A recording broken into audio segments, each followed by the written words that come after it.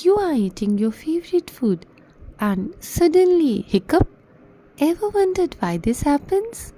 There is a muscle inside our chest known as diaphragm.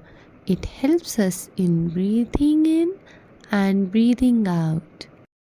Hiccups happen when we eat too fast, drink fizzy soda, or even when we laugh a lot. Sometimes the diaphragm gets a little too excited. It squeezes suddenly, and when that happens, the voice box closes with a pop. That's the sound of a hiccup.